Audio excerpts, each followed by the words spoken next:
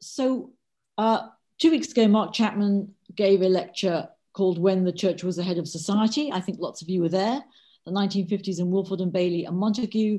So once he gave that title, I thought I'd better do the bookend.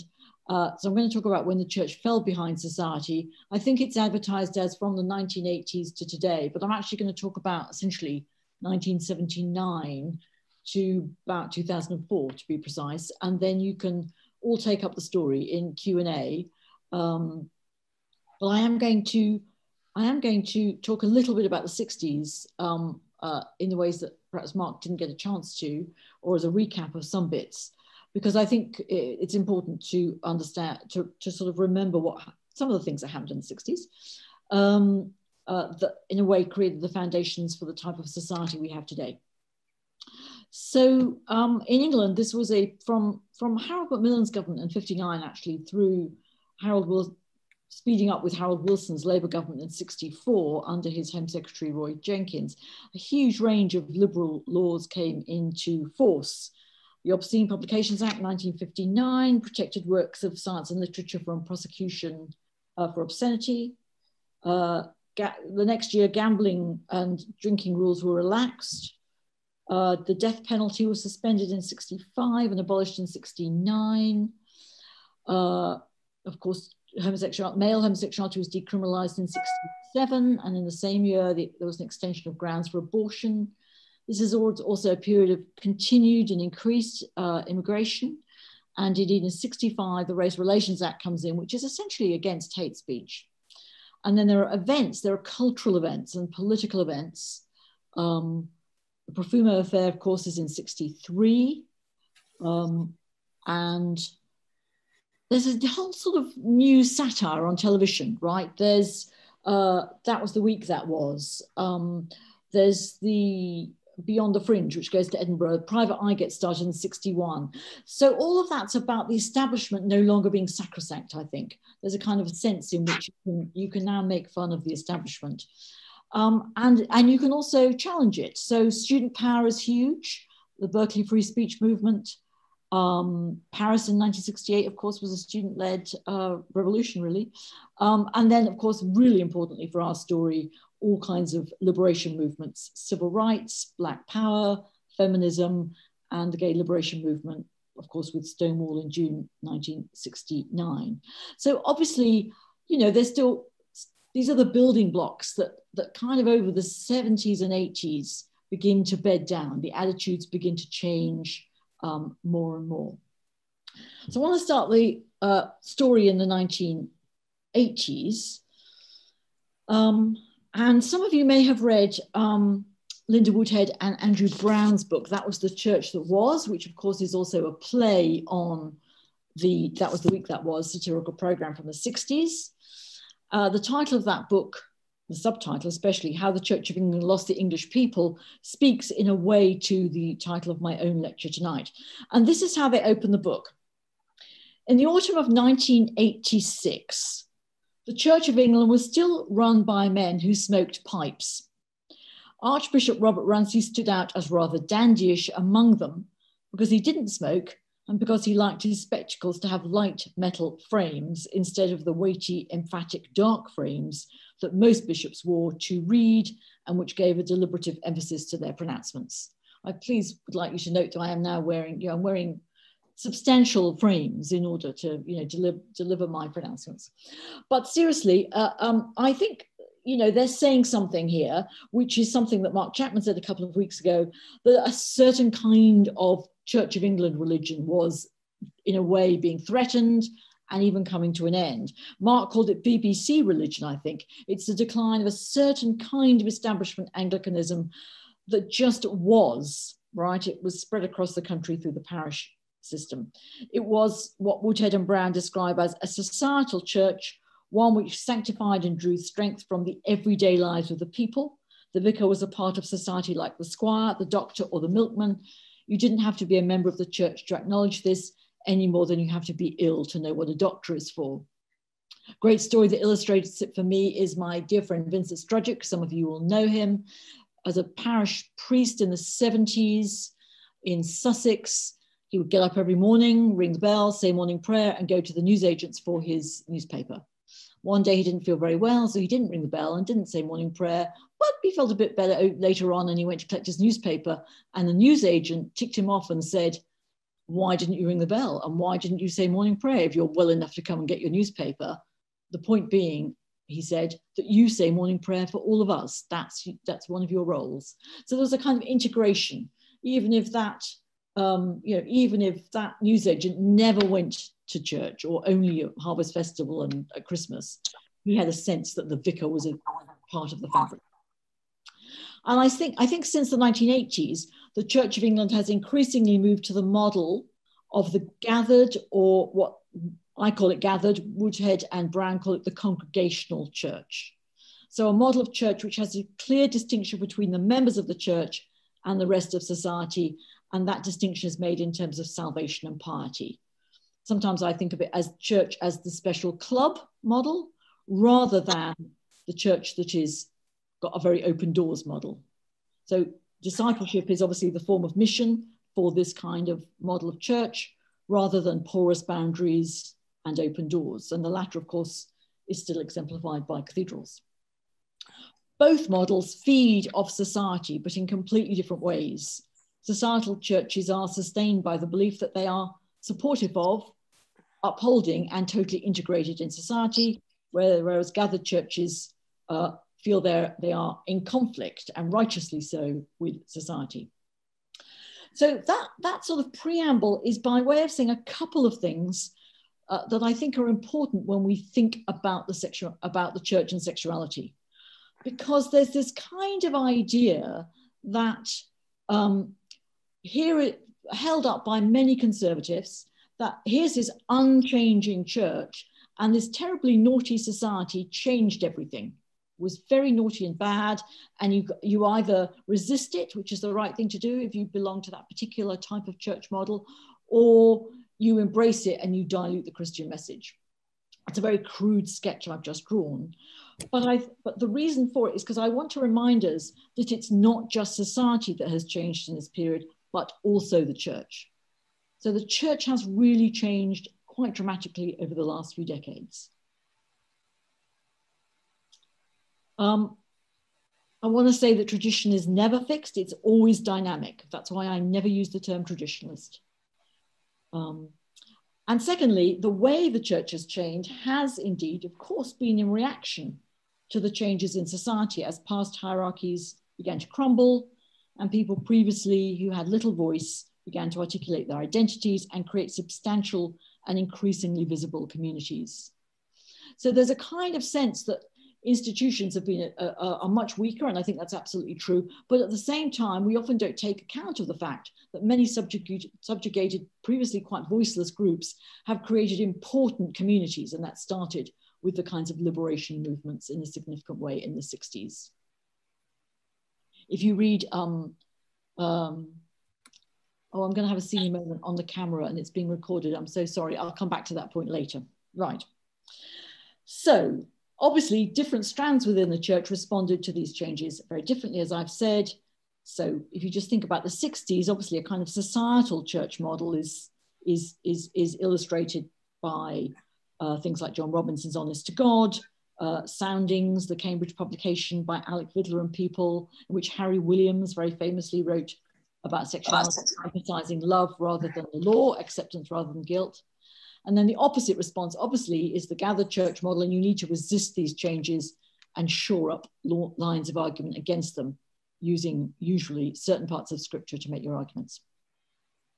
So let me now turn to the church and sexuality specifically.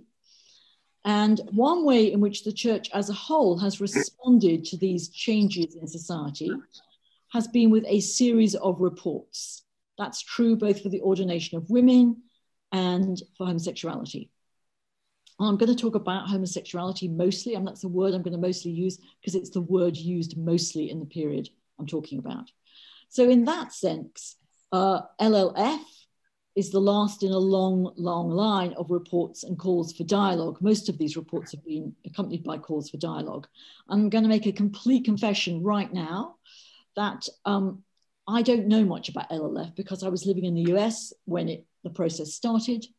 I haven't yet read the document, nor have I been engaged in any conversations about it. So I'm a little distant from that process, but Mark is not. Mark is Professor LLF historian, Mark Chapman. So if you have major questions about LLF from an expert point of view, he's your guy. I'm not your person. And reports are tricky, aren't they? Because, well, let me give you an example of a story that, an anecdote, which may be illustrative. Quite a long time ago, probably in the 90s, when Robert knew me, and I knew Robert first, I taught a year-long graduate course at Oxford on ethics, kind of historically, from the New Testament until now. Quite towards the end of that year, I persuaded my co-teacher, who was a little bit more conservative than I was, that we should read Michel Foucault. And he encapsulated Foucault's ideas about power and the modern period and the bureaucracy of the modern period brilliantly. He said, in the Renaissance, if you had an enemy, you just hired an assassin to take him out. By the 19th century, if you had an enemy, you put him on a committee. Right? So you get the point. The reports are important, but they can also be a way, of course, of deferring decisions. And I think a lot of the campaigners for the ordination of women felt that very deeply. And I think I remember at one point Margaret Webster sort of throwing her hands in the air and saying, another report. By the late 70s, there was a sense that homosexuality had to be addressed, and reports began to be commissioned. And the reason for this was that the two sides, in a way, were sort of squaring up for the battle. And this, in a way, picks up a little bit where Mark left off 2 weeks ago. The gay Christian movement was founded in 1976. People like Jim Cotter and Norman Pittenger were very key people, a very male movement still.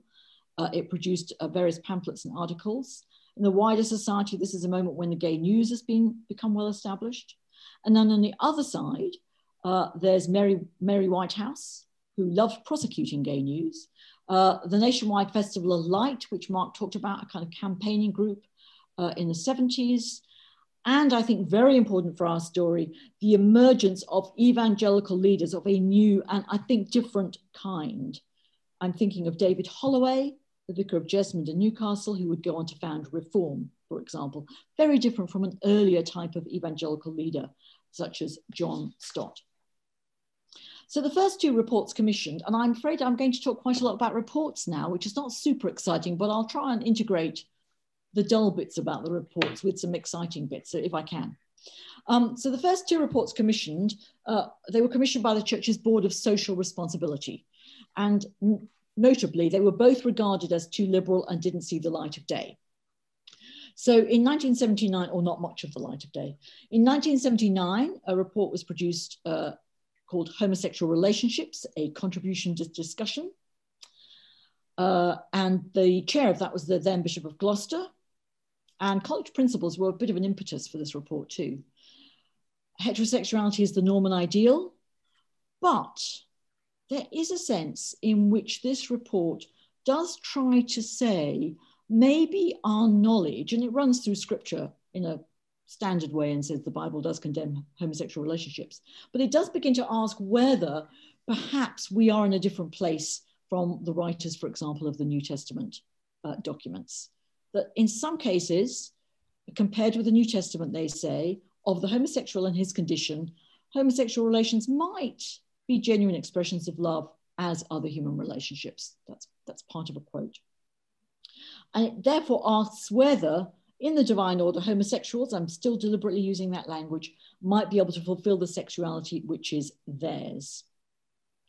And as you can imagine, this caused some controversy amongst conservative evangelicals, in particular, the idea in the report that maybe such relationships might enjoy companionship and a physical expression of love similar to that which is to be found in marriage. That's let's say, quite a radical thing for them.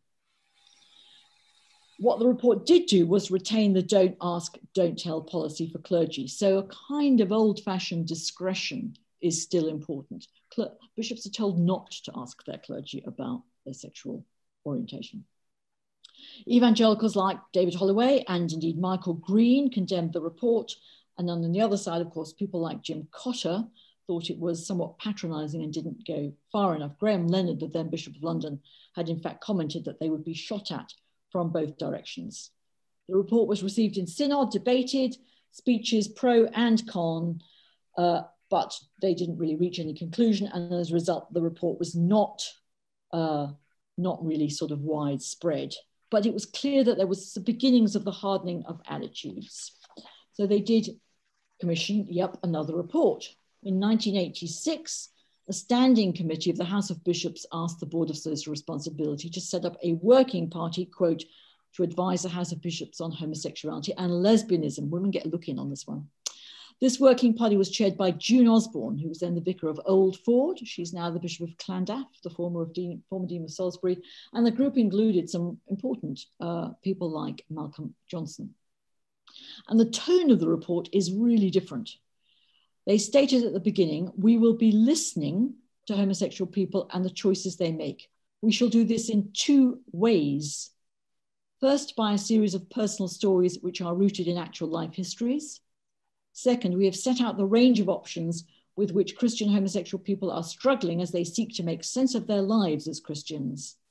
In setting out both the stories and the options, we are not necessarily approving or disapproving, condoning or condemning the different choices made here.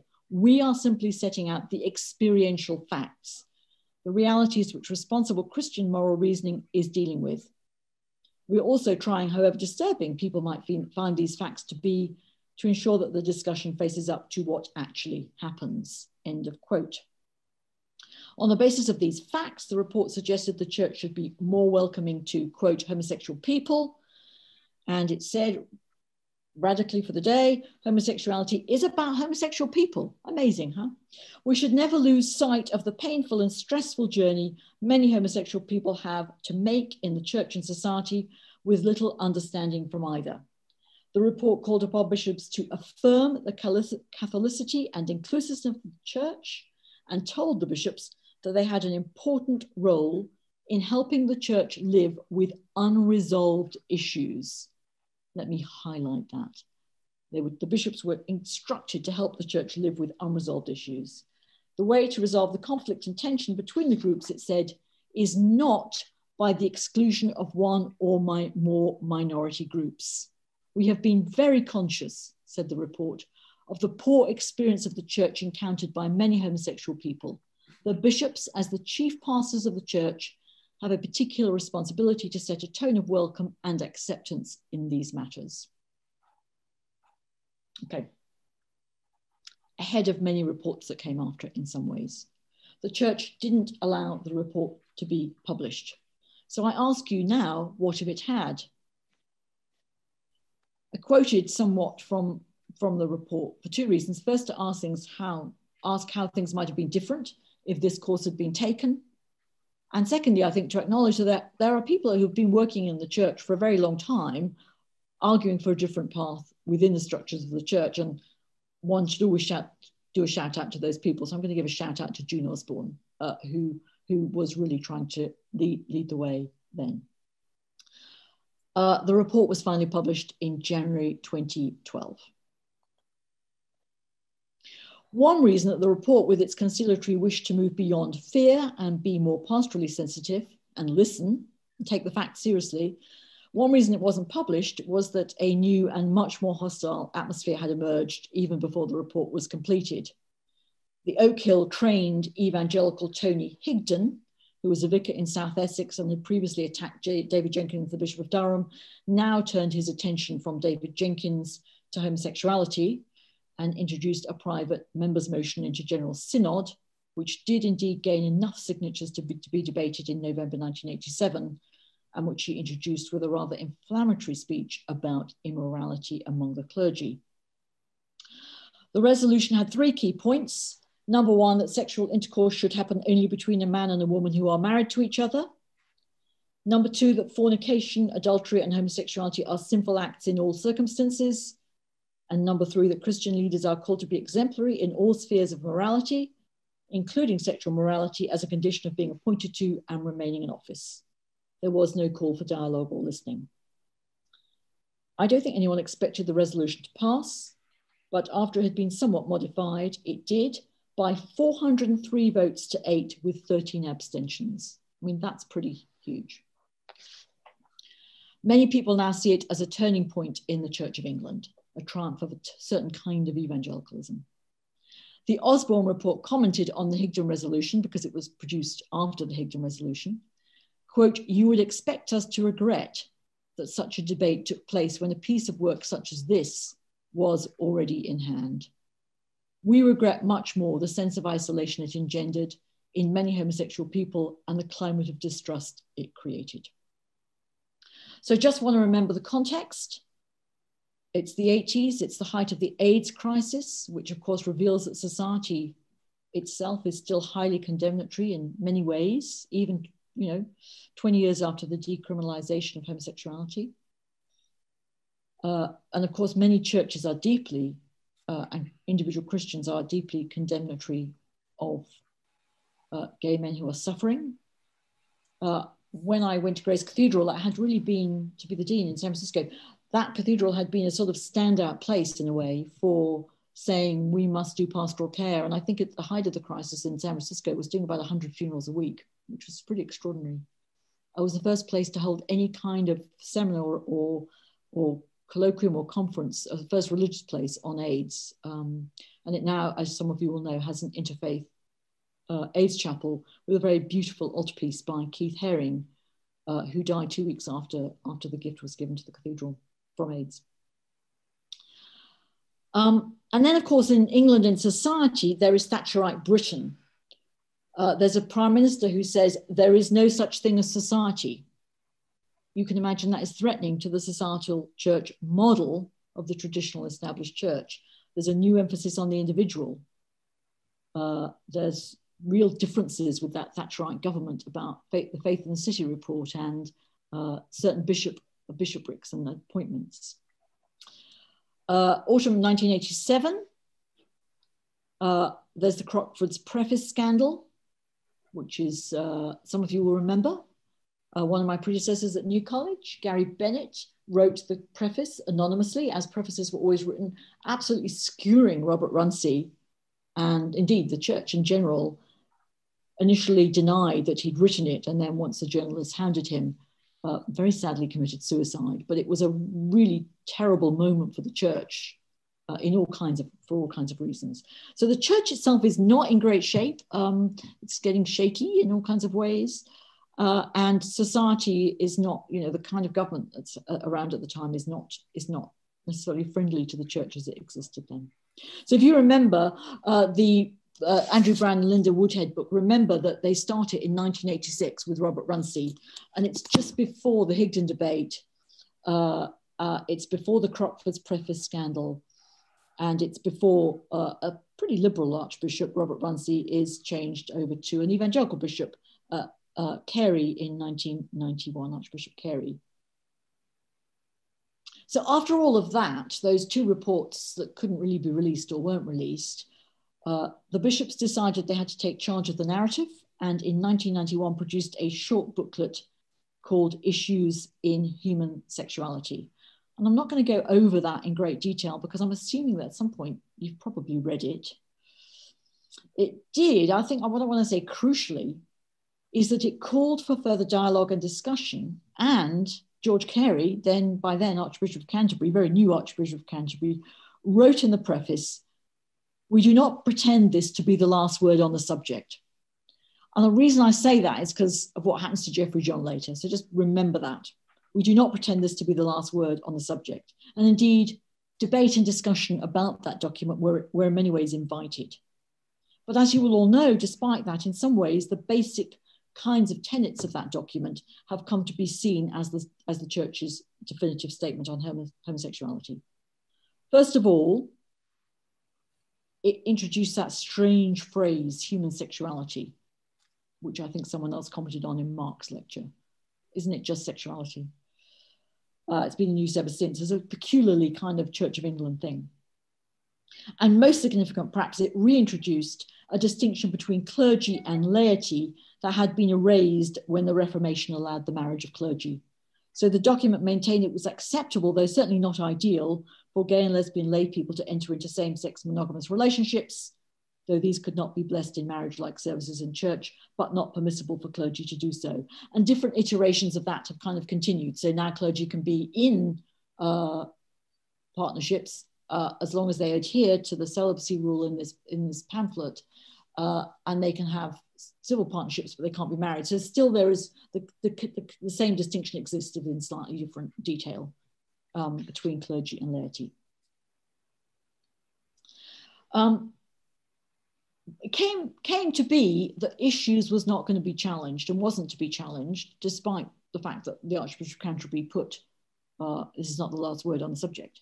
And I think it came to be unchallenged or sort of challenged, or any kind of debate was ultimately sort of, people put a hand up to it, I think for three reasons. And the first is that Carey, as the new Archbishop of Canterbury, put a premium on collegiality in the House of Bishops. So they were really asked not to disagree, and especially not publicly.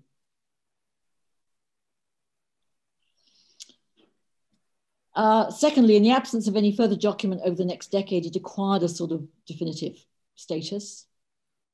And I think thirdly, for the Conservatives in the church, this was the most liberal position they were going to allow. So it was sort of, they would have liked something more conservative, but it was about as lax as they wished it to go. A decade later, the House of Bishops wrote their guide to issues in human sexuality, I think it was called.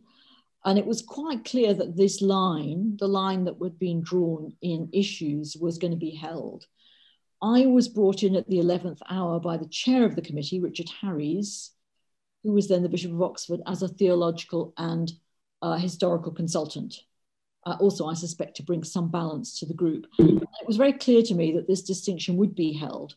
I'm a very pragmatic person in these kinds of circumstances, so I thought the best I could do, definitely at the 11th hour, was bring some real history to the document, because history, I think, is always dangerous to those who want to appeal to a fixed and unchanging tradition or a very static interpretation of scripture. So I felt that was in many ways the best thing I could do. And afterwards, I can tell you which chapter I wrote for the book. So the fact that issues came to be seen not as a discussion document, but as the rule, was used as leverage by evangelicals in the Diocese of Oxford when Richard Harries appointed Geoffrey John as the Suffragan Bishop of Reading in 2003. Some accused Richard Harries of pushing the gay agenda. He later said that was nonsense. Quote, "It was a matter of principle. Geoffrey John was the best person for the job." Dr. John was open about being in a same-sex relationship, but he affirmed that he and his partner were celibate and obeyed that part of issues. He was willing to uphold issues, therefore, in his personal life. But here is where the leverage happened. He had written a document disagreeing with it when it had first been published, note, as a discussion document. And that was the technicality that was held against him once issues had become somehow the official line. Many of you will remember this whole episode. We can talk about it more afterwards if you like, but clearly the whole thing blew up, and Rowan Williams, who had agreed when he was up, by this time, Rowan Williams is the Archbishop of Canterbury, he had agreed that Geoffrey John could be a suffragan bishop when Richard Harries had consulted him, but no one was ready for the Conservative onslaught that occurred, and Rowan backtracked. I think it's worth quoting what some of the newspapers said at the time, because I think the backtracking on this appointment was a very key moment when people articulated the theme of this lecture, namely how far behind society the church was beginning to get. So The Guardian, not surprisingly, it's The Guardian, said the episode gave, quote, "an unfortunate impression of a church dominated by bigots," and commented that it looks very much as if Dr. John's critics are simply unable to come to terms with gay men and women assuming positions of authority in the church. In any other walk of life, this would be called bigotry. The Guardian also helpfully pointed out that in terms of sheer numbers, a sensitive issue for the church when numbers were declining, homosexuality was actually statistically more popular than Christianity in England.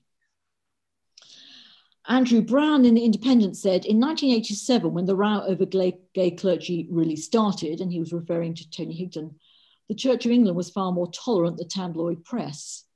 Now, 15 years and 13 outed bishops later, the tabloid press has completely lost interest in the story. And in fact, it's noteworthy that the Daily Mail was the only tabloid that really produced the predictable outrage at the time. I did a survey of the newspapers at the time. And interestingly, the Daily Telegraph was not conservative on this, if I remember rightly. Provincial newspapers also commented that the Northern Echo noted that Geoffrey John had stepped down to preserve the unity of the church and stated, quote, "It is doubtful that a unity which sweeps things under the carpet is worth preserving. The episode, though, has ensured that the church's long, slow fade into irrelevance will continue." Philip Hensher in The Independent asked whether bishops were now fit to have a place in the House of Lords. Quote, "This shabby case shows that they are not, and it is fair to ask whether a body so eccentric and bigoted is fit to contribute to public life in a significant way." As an aside, I think similar questions were asked about the place of bishops in the House of Lords when a decade later in 2013, they lined up, for the most part, most of them lined up to vote against the legislation against the legislation for equal marriage. Though again, shout out to those who did speak in favour, including Nick Holtom, the Bishop of Salisbury. I'm going to turn now from England to the global context, because there was a way in which an issue that was being hotly contested in the Anglican churches in the West, Britain, Canada, and the US, was now made global through the communion. So in 78, 88, and 98, the question of sexuality was raised and discussed at the Lambeth Conference. 78, the year before the Church of England's report on called Homosexual Relationships, a document for discussion. In 78, Lambeth passed a resolution on human relationships and sexuality, saying, while we affirm heterosexuality as the scriptural norm, we recognise the need for deep and dispassionate study of the question of homosexuality, which would take seriously both the teaching of scripture and the results of scientific and medical research. The church, recognising the need for pastoral concern for those who are homosexual, encourages dialogue with them. Very interesting, slightly ambiguous sentence suggesting maybe those who are homosexual are not inside the church. Don't know. So that was 78. 88 framed this question now in terms of human rights and recognised growing differences between the provinces of the communion. Resolution 64 was on human rights for those of homosexual orientation. And they said, this conference, one, reaffirms the statement of the Lambeth Conference of 1978 on homosexuality, recognising the continuing need in the next decade for deep and dispassionate study of the question of homosexuality, which would take seriously both the teaching of scripture and the results of scientific and medical research. You'll note, Mark, that they never ask for any history, which is very sad. 2, urges such study and reflection to take account of biological, genetic, and psychological research being undertaken by other agencies and the socio-cultural factors that lead to the different attitudes in the provinces of our communion. Thirdly, calls each province of our communion to reassess, in the light of such study and because of our concern for human rights, its care for and attitude towards persons of homosexual orientation. So it's a relatively, it's a different kind of mode of discourse to bring human rights in, especially when, of course, some churches try to exempt themselves from human rights legislation. Also significantly discussed at the 1988 conference was the question of polygamy and baptism, raised by a small number of African bishops. Their question was, could polygamous men be baptized? There was a pastoral issue to this, because if the man did have to get rid of all but one of his wives when he got baptized, there was usually little or no social or economic support for those cast-off wives.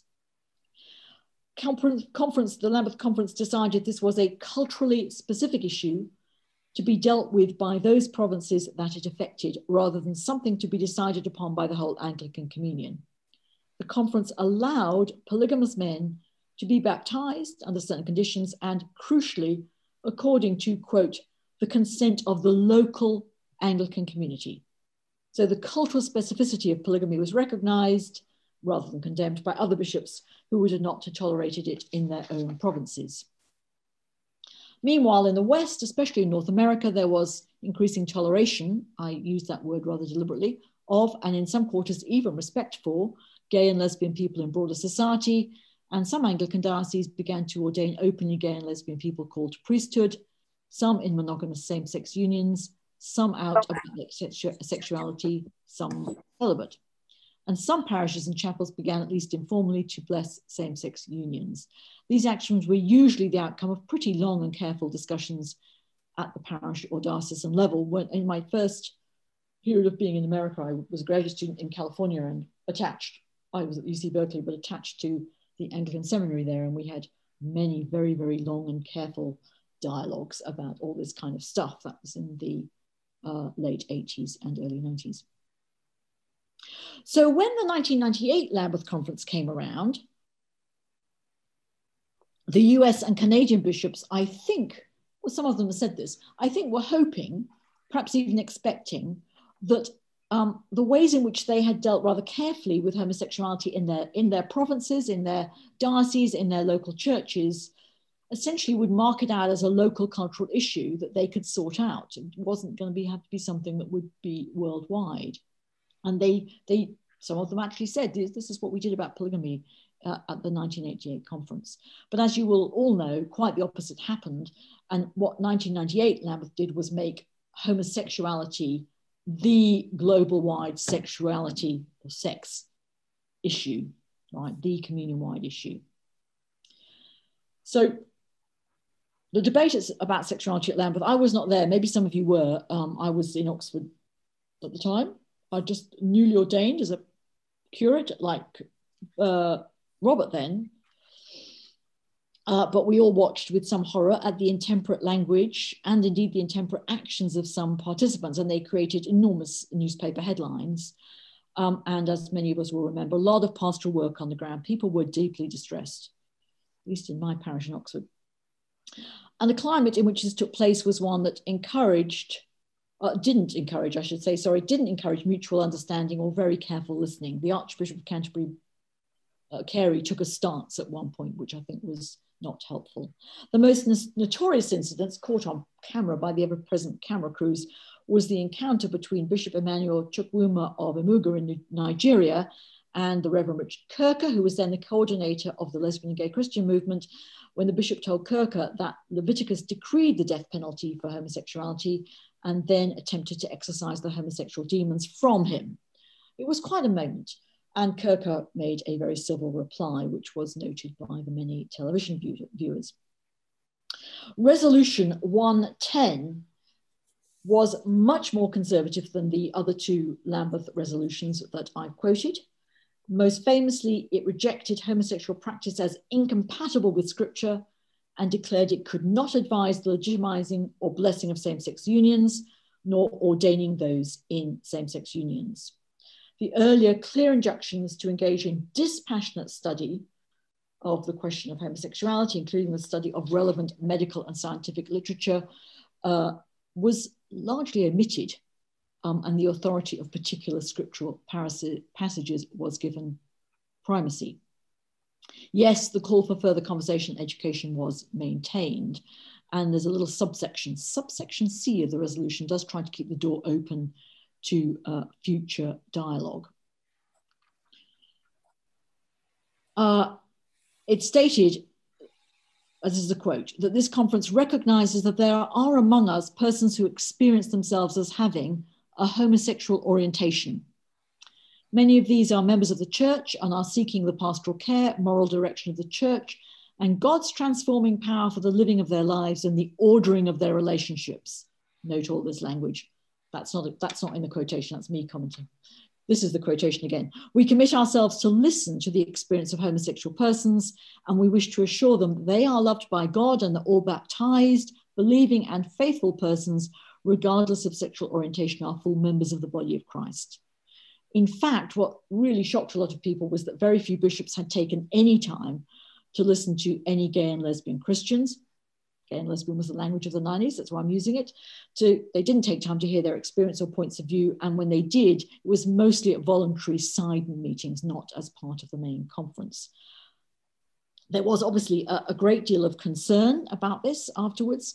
Frank Griswold, the presiding bishop of the Episcopal Church at the time, immediately pledged himself to do everything he could to foster a climate of frank and respectful conversation, which will allow different points of view to address and hear one another, not only within our own Episcopal Church, but more widely in the Anglican Church. The role of evangelicals was much debated, much discussed, much commented on. The role of African bishops was much discussed, that they came to talk mostly about Jubilee, but then the communion became large, the conference became hugely about homosexuality, not about Jubilee and debt relief. So there were questions asked about to what extent white evangelicals from North America and the UK had made homosexuality kind of a pan-communion issue, and particularly an African issue. We have to be really careful how we talk about that. Not being kind of colonizing or indeed post-colonial in inappropriate ways. We have to remember what our legacy was in those countries and setting up penal codes for homosexuality in the early 20th century and the difficult post-colonial legacy we left. So we can talk about all of that in the question period if you like. So what Lambeth 98 did to conclude that bit of my talk, it made homosexuality the sexuality issue. Not divorce, not polygamy. This is anecdotal, but the year before Lambeth, in 97, I had taught a summer school class in Oxford for clergy and lay people from around the globe, really, on the history of sexuality and Christianity in 5 days, a quick sprint. But what was really interesting was I got them to name what their issues were, and it pretty well divided up like this: North Americans, homosexuality; Africans, polygamy; New Zealanders, Australians, and UK people, divorce. That was how the pie was divided a year before that Lambeth conference. That's merely anecdotal, but I think it's quite interesting. And finally, what Lambeth 98, what was a result of 98 Lambeth was that this resolution 110 was increasingly taken not merely as a resolution, but as a sort of edict, really, as the law almost. And of course, you will know that Lambeth resolutions have never been and cannot be binding on the provinces. They don't have that status. What followed Lambeth 98 under Rowan Williams was a long process of trying to hold the communion together, the unsuccessful Windsor Report quest for a covenant, and I'm not going to go through all that because we'll be here all night. What also followed was the consecration of Gene Robinson as the Bishop of New Hampshire in 2003, an openly gay man with a partner. He was, of course, not allowed to attend the Lambeth, he was not invited to attend the Lambeth conference in 2008. And in 2004, and in interest of BBC neutrality, I must report that 2 Conservative breakaway bishops were not allowed to either, Minns and Cnuga. And in 2004, the Canadian Church authorized the blessing of same-sex unions. So I've brought us now to the early 20th century, and in the last sort of 5 minutes, I just want to give you some final thoughts and themes, really about what I think the major backdrop issues to all of this are. So first of all, rapidly changing ideas about gender and sexuality. I just think we cannot underestimate that. I think all of these church reports on human sexuality start with Genesis, or pretty well most of them. From that point, they assume that gender is binary, man and woman. They map onto this binary a belief in gender complementarity and heterosexual marriage, and they niftily skip over polygamy in the Bible. So it's a pretty standard starting point. It's summed up for me by a bishop once saying, in a meeting at which I was present, that he envisaged Adam and Eve sitting across from each other at the campfire. I didn't really know what to say, because I, of course, then had a vision of 2 people wearing fig leaves, sitting in chintz-covered chairs drinking sherry, right? I mean, it was a 1950s marriage he was describing, really. But the fact is that all of these ideas are really rather modern. The whole notion of sexual difference and the notion of complementarity is really a product of the 18th century, product of the Enlightenment, if you like. And it reached its height in the 19th century. It's related to industrialization, it's related to who gets human rights, it's related to the emergence of the middle class and what you're going to have and allow women to do. I could talk much more about that endlessly, if you like, in a Q&A. But let me just leave the history at that for the moment. Speed ahead to 2021, when gender is multiple and sexuality is multivaried, with numerous endless terms for both, especially amongst Generation Z, for whom identity and accuracy about their identity is paramount. I'll come back to that point in a minute. Secondly, family structures have also radically changed in this period, partly, of course, because of changing ideas about gender and sexuality, but also changing attitudes to divorce. And I think really importantly, and we often forget this, changing technologies with regard to reproduction, egg freezing, sperm, egg and embryo donation, and surrogacy. And if you're interested in this, there's a really wonderful book by Susan Golombok, who teaches at Cambridge, called We Are Family, published last year. It's great, I've learned a lot from it. Just to give you some statistics, these are US statistics. Sorry, in my haste, I couldn't find UK ones, but I think they wouldn't be dissimilar here. In 1960, at the height of the post-World War II baby boom, the dominant family form, a heterosexual couple married with children, made up 73% of households. By 1980, 61% were living in that family form. And by 2015, 46%. So it was no longer the dominant form of family. So that's a Pew survey, I think, if I remember rightly. Huge fluidity and change in the family form, therefore, as people change partners, live in alternative forms of family, and also because the number of single people is increasing. And it's predicted that this is probably the fastest growing form of household over the next decade, with 120 million more by 2030. But, you know, that might be different after everyone's been in lockdown. They might all get quickly coupled up. Who knows, that could change. Thirdly, this is to go back to the generational question, which I'm very interested in because I've just co-written a book on Generation Z with 3 other people. I think the rapid changes in these areas mean that the generational differences are absolutely massive. And just to name a few things, questioning of binary sexuality and gender, long-term relationships are questioned, hookup culture, elective families, it's fam, squad, tribe, your families are families of choice.